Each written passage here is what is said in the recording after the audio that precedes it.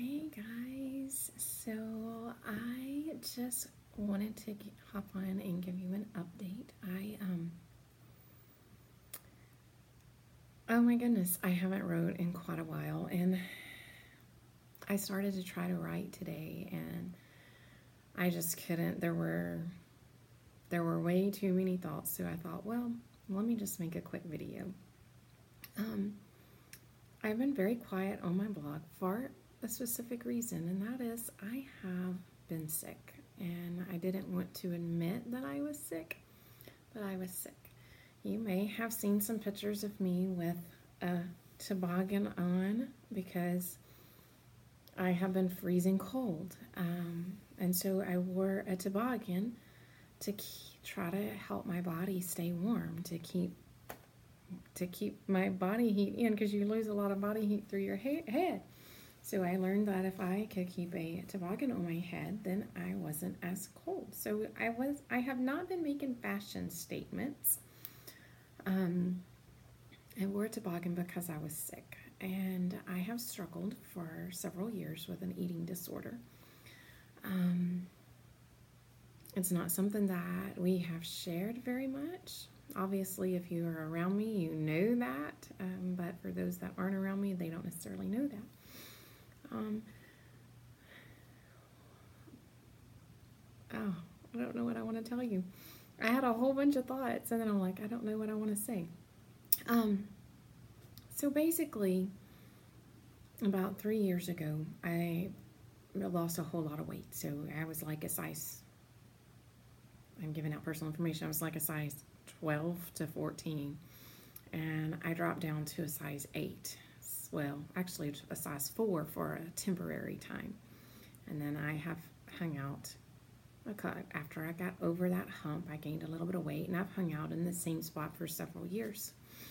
I have had some ups and downs, but nothing major.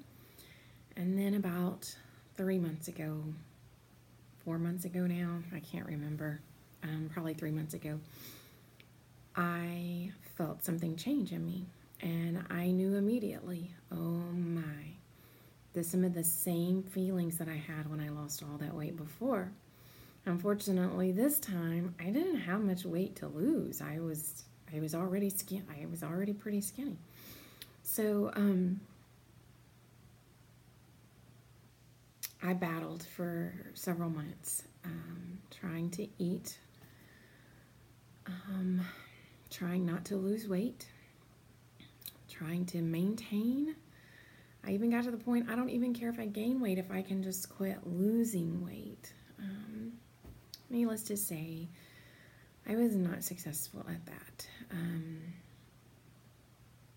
I have been going to therapy for that. I have been seeing a psychiatrist that's been helping me manage that.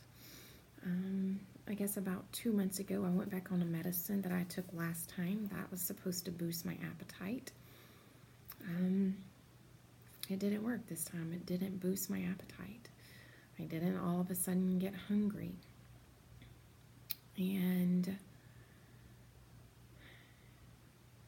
an already skinny body that's already showing signs of distress. I saw the doctor one day, and 3 weeks later, I had lost 7 more pounds after the doctor had said, you cannot lose any more weight.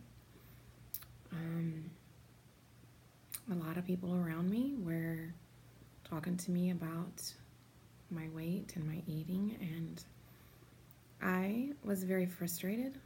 I thought they were making a big deal out of nothing.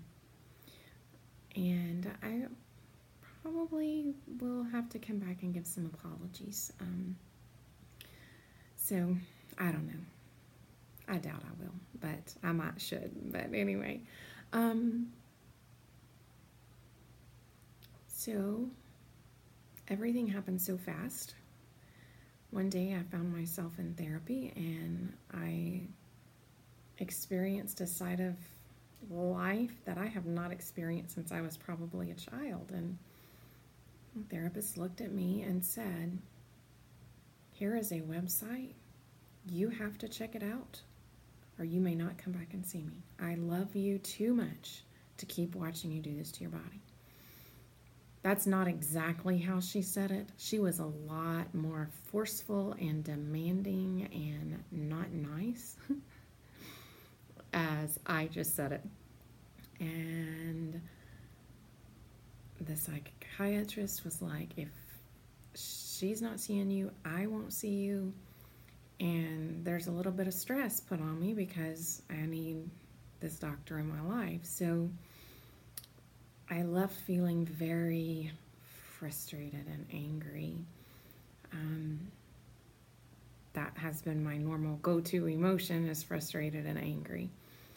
And so I left and I thought about it, and so I got on the website, I looked at this place, I researched it. Unfortunately, there wasn't enough information on their website. I think that's by design, because when I called them, they're like, oh, well, we need you to apply. I'm like, wait, I didn't agree to come. I agreed to check you out. So I did that, I guess, 3 days. Let's see, the gauntlet was put down on a Friday. On a Wednesday, I was in Birmingham touring this place. On Friday, 1 week later, I was going through an admission process with this eating disorder place. On Monday, I was in the doctor's office to have blood work done, and on Thursday, I came here to Birmingham to an eating disorder clinic. It is called a PHP program, which is part hospitalization. So I do not spend the night in the hospital. I have a nice apartment. I don't know if you can tell, but I am in an apartment.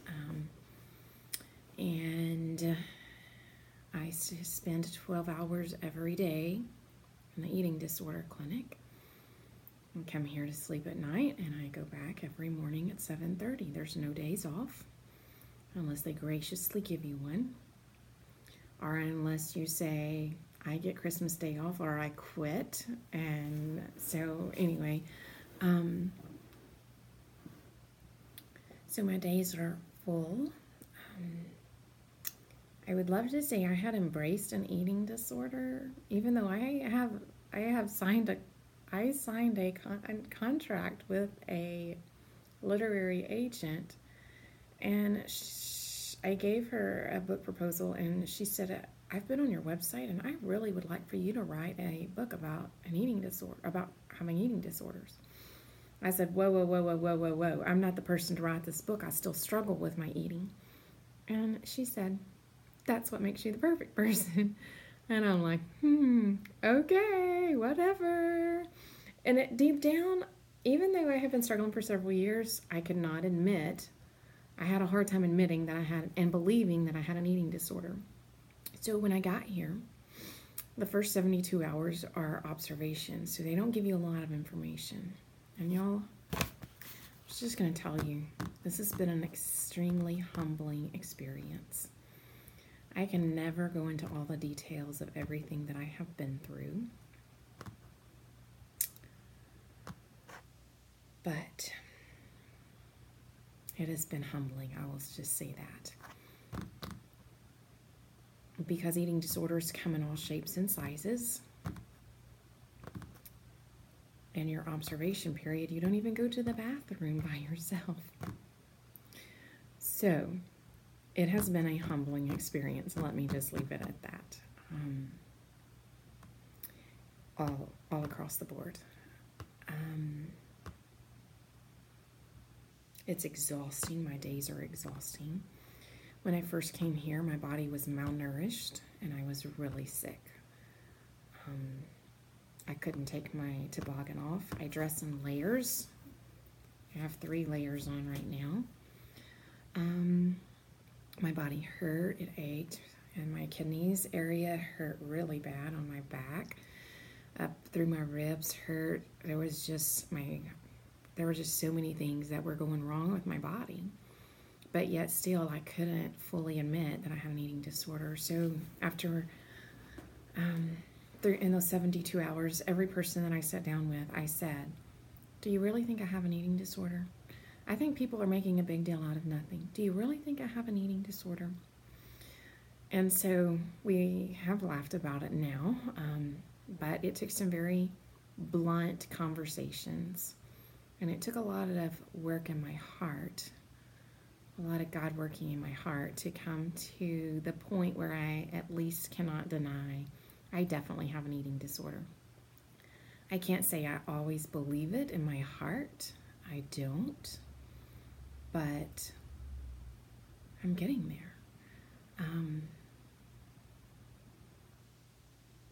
So, I know a lot of you, it happened so fast. I mean, literally for a week and a half, in a week and a half, my life went from I thought it was fine to total chaos to total upheaval. Many of you are bringing meals to my home, and I greatly appreciate that. I have been loved well. We have some friends that are holding down the home front while I am away. I think we are all coming to some very heavy realizations that my eating disorder is not because I need to be skinny. My eating disorder is not because I think I'm ugly or because I think I'm fat. Food became such a point of anxiety, not because it's food, but because I have anxiety, and that's how an eating disorder develops. And so my eating disorder has developed out of a bad coping mechanism for anxiety. My eating disorder doesn't just change the way I think about food. It has changed the way I think about every single thing. Everything. Who I am, I'm having to learn to separate that from an eating disorder because for the last several years, they've coexisted. So to me, who I am involves this eating disorder. So we're having to do a lot of therapy to untangle the two so that I can find myself again without this eating disorder messing everything up. And I'll just say, this untangling doesn't come easy. It's been a very hard process. There's more hard things to do.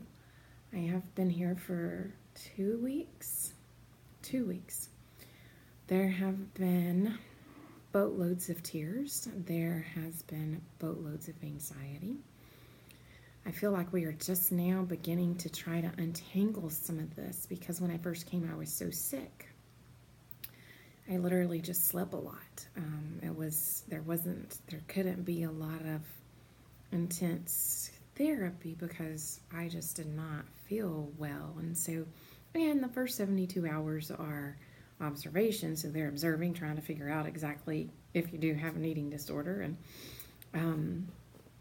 in the first few days, y'all will laugh at this story, and it's true. I was not ugly. I've been nothing but kind here. But I said, you guys know that my son goes back to college on January the 6th or 7th. I got to be 7th. I got to be out of here by January the 6th. So whatever you got to teach me, you just need to hurry up and teach me because I'm leaving here on January the 6th.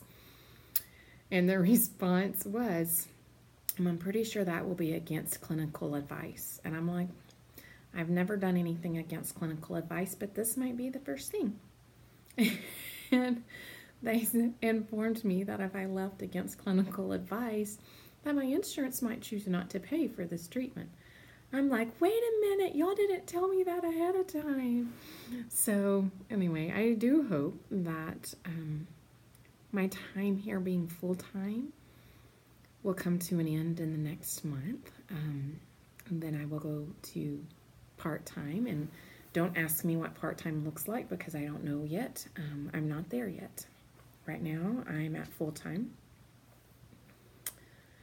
It's like having 12 hours of counseling every day, and I'm telling you, I have been to marriage counseling. I have had some pretty intense counseling sessions with my pastor. I've seen a therapist because I've had to, because I have an eating disorder. And I have never experienced anything like I experience here. It is unbelievable. I have encountered nothing but wonderful people. I have no horror stories to tell, other than I have some pretty sad stories to tell. I told my husband one night, I said, I know why you can't be here with me, because you couldn't stand to sit and watch what I've gone through. And I fully believe that. It's the hardest thing I've ever done in my life. And I've done some pretty hard things in my life. But this is ranking right up there at the top. God is working in my heart.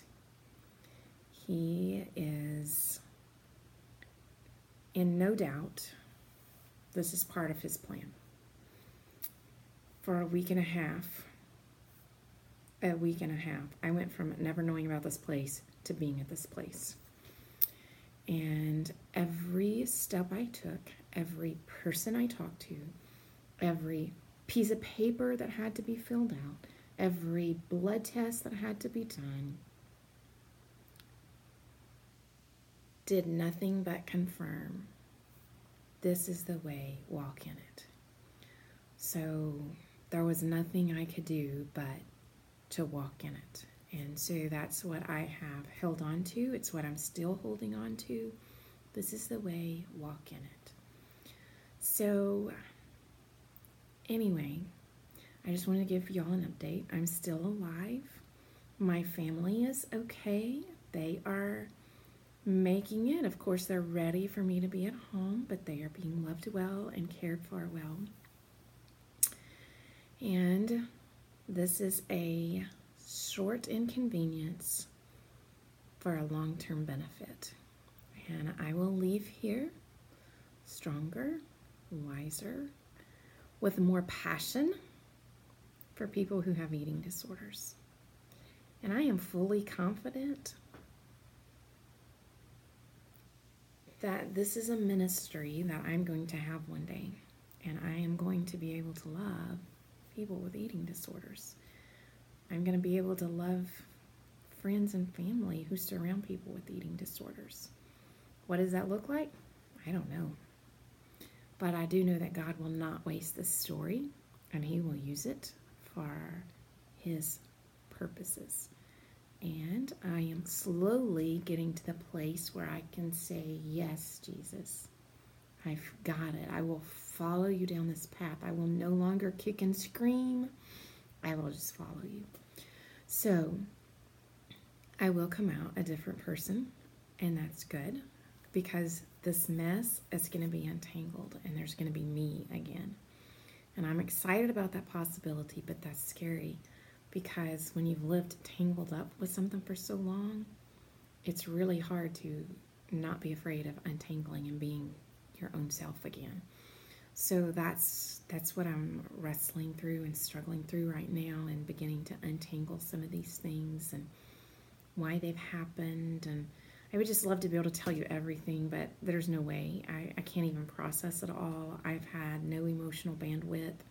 I've hardly even talked to my family, just for a few minutes every night. So I do ask that you continue to pray that God give me strength and to do my part in untangling myself from an eating disorder. That the people working with me, God would give great wisdom. I am not the best patient ever, and my family will be first to admit that. I like to tell doctors what to do. And so that's just, sometimes, in my defense, most of the time I'm right when I tell a doctor that, because I never say that unless I'm very confident in that. So anyway, just continue to pray. Continue to pray for my family while I'm away, for those that are taking care of my family and loving my family. And just continue to just pray as God directs you, but we do cherish your prayers.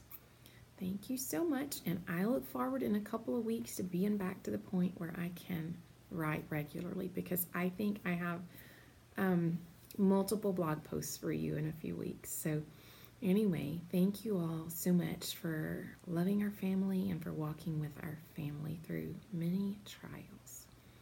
Thank you.